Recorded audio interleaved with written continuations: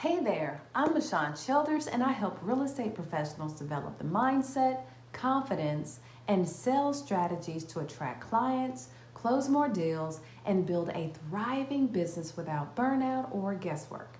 So, whether you're brand new to real estate or you've been hustling for a while but you feel stuck, you're in the right place. So, let's go ahead and get started.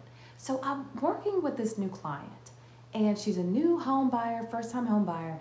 And she's so excited. She's pre-approved. She's so excited that we go look at 13 homes within a week and a half.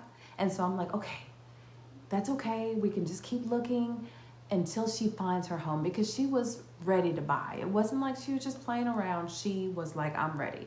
So we found one that she really, really, really liked. But she still was like, I don't know if it's right, and this is wrong, but this is kind of wrong. And so she listed more reasons to buy it than she did not to, but she still seemed really iffy, still not too secure in what she was choosing. And so I don't like to force people into things that they don't feel comfortable with. I'm not going to talk them into doing anything. What I like to do is just provide facts or logical, talking points to help them work through the emotion. And so when I saw that she was really reluctant and she was still like not really sure, what I decided to do is I gave her a call, and she was just, I don't know, I am not sure. So I said, okay. I asked her, what are you afraid of? What are you afraid of? Let's talk about that, because it seems like there's some things that you're, maybe don't feel comfortable sharing, or you're really not sure what it is. So let's talk about what's holding you back. So what are you afraid of? So she listed some things. She said, well, what if she loses her job? What if something happens to her mom, because her mom was helping her co-sign on the home and she's going to live there too? What happens if something happens to her mom? Will she have to get a roommate? Will she have to, all of these things. There's so many what ifs, right? And so what I said is, what would happen if you listed out everything that's making you afraid? Things that are making you feel reluctant. And then on the opposite side of that, you put the solution. So she was saying, number one, she's afraid that she's going to lose her job. So I put on the other side of that solution, what happens if you saved, right? What happens if you just kind of have a resume ready that's kind of with your current skill set, and you could, get a new job? What happens if you could put a savings account and you have an interest-bearing account, so you can take that extra money and kind of use that? We were just coming up with different solutions. And then she brought up, her mother. What happens if something happens to her mother? And so we talked about that, and I brought up an actually interesting perspective. I said, well, your mother right now, she's a little bit older, but she's also able to help you buy this home. She's able to co-sign. What if you waited, because she's staying in an apartment right now. I said, what if you waited and then she's not able to sign for you? Then what would happen? So there's two, different perspective, two different thoughts. There's fear of what if something happens to her mother when she's in the home, but then I gave her a different perspective.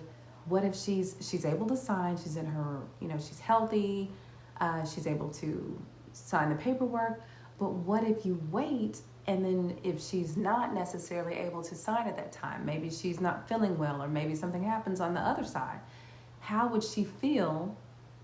So which one's more scary? Being in a home and something may happen to her mother, or being in an apartment, not having that co-signer and not being able to move into a home for whatever period of time? And so we also talked about things that she could do if, in her mind, like I said, I'm not trying to be scary or anything, but this is what was on her mind, right? This is something that she wanted to discuss.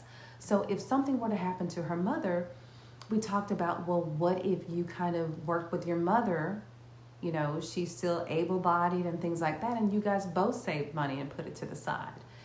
If you looked at, She has a sister who could be a roommate, and they were talking about, okay, worst case, she can move in. What if, and we said the ultimate worst case, I said, because she brought this up, well, what would I do if it was just something happened to my mom and then she lost her job? I said, you know what? You're buying a home, right?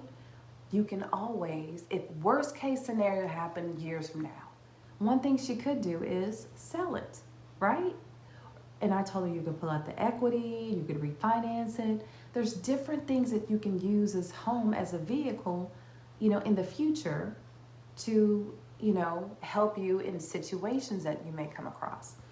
After we went through all of that and listed all of her fears and we talked about all the solutions, she was like, oh my gosh. And do you know she went under contract that day?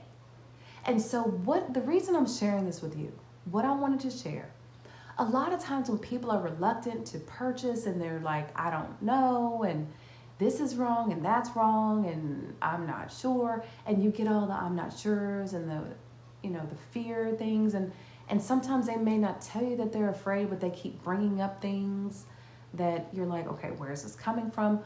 Maybe sit down with them and say, what are you afraid of?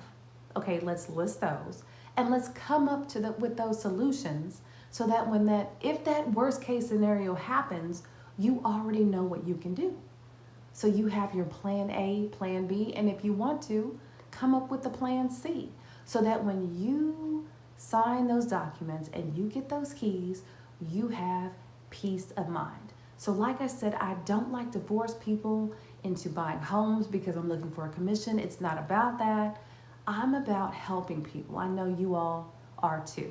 So anytime someone comes to you and you can tell, like, where is this coming from? They seem like they want to do this and then they backtrack.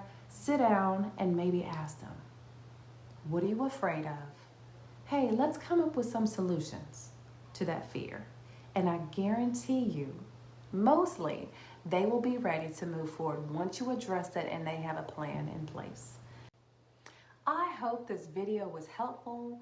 You can like and subscribe to my channel. There'll be more videos weekly coming out that are helpful for real estate professionals. So also look at the link below. I will be adding links to my videos for information that will give you further details of things that can be helpful for you in your real estate professional career and also with your clients. I hope this was helpful. Thanks.